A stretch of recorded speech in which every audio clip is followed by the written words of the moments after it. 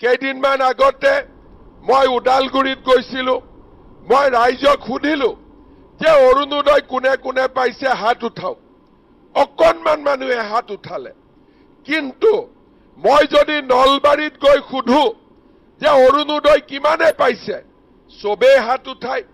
যদি ডিব্ৰুগড়ত গৈ সুধো অৰুণোদয় কিমানে পাইছে, চবেই হাত উঠায়। তেতিয়া মই উদালগুৰিত যেতিয়া মই সুধিলোঁ যে কিমানে অৰুণোদয় পাইছে, মানুহে হাত বহুত কম উঠালে। মই চিন্তা কৰিলোঁ ঘটনাটো কি। মই ডিচিক সুধিলোঁ যে এই যে অৰুণোদয় আঁচনি মই যে প্ৰত্যেক সমষ্টিত 40,000 মহিলাৰ কাৰণে পঠাইছোঁ, আপুনি ফৰ্মবিলাক কাক দিছে? বোলে ছাৰ মই ভিচি ডিচিক দিছোঁ। মই বোলে এইটো কি বস্তু?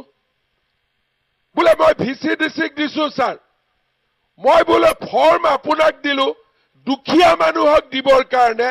এই ভিচি ডিচিটো আকৌ ক'ৰ পৰা ওলাল? ই কি বৰালি মাছ নেকি, সৰু সৰু মাছ খোৱা? সেইকাৰণে মই এটা কথা বুজি পালোঁ যে বড়োলেণ্ডত যেতিয়ালৈকে ভিচি ডিচি থাকিব তেতিয়ালৈকে গৰীব মানুহে কোনো আঁচনি নাপায়, তেতিয়ালৈকে গৰীব মানুহৰ কোনো উন্নতি নহয়। বোলে ঘৰৰ লিষ্ট কোনে বনাব? বোলে ভিচি ডিচিয়ে বনাব। বোলে অৰুণোদয় কোনে দিব? ভিচি ডিচিয়ে বনাব। আৰে টকা দিছোঁ মই, টকা দিছে মোদীয়ে, এই মাজত ভিচি ডিচি ক'ৰ পৰা ওলালে? সেইকাৰণে এইবাৰ বিজেপিৰ চৰকাৰ হ'ব, মোদীয়ে ঘৰ বনোৱা টকা দিব, ডাইৰেক্টলি মানুহে পাব। অৰুণোদয় টকা মই দিম, ডাইৰেক্টলি মানুহে পাব, মাজত কোনো ভিচি ডিচি নাথাকিব।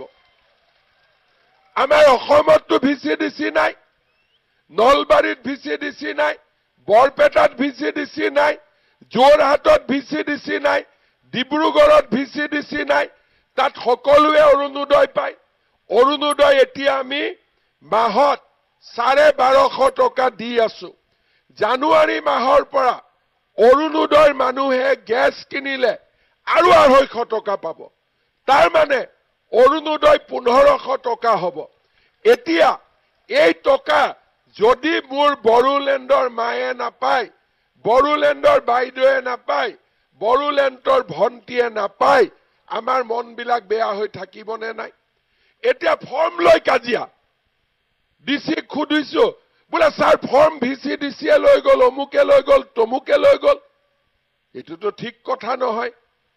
বৰালি মাছে সৰু সৰু মাছবিলাক খায়নে নাখায় নদীত? তেনেকে আমাৰ ভিচি ডিচিত সৰু সৰু মানুহবিলাকক বিটিআৰত ভিচি ডিচি বিলাকে খাই আছে। পইচা নিদিলে একো নহয়। পইচা নিদিলে না ঘৰ পায়, না পইচা নিদিলে অৰুণোদয় পায়, একো নাপায়। তেনেকেতো নহ'ব। সেইকাৰণে এইবাৰ বিজেপিৰ চৰকাৰ আহক বা BPF আহক, UPPL আহক, পিছৰ কথা, কিন্তু বড়োলেণ্ডত ভিচি ডিচিৰ দালালি চলিব নোৱাৰিব। কাৰণ গৰীব দুখীয়া মানুহে একো নাপাব।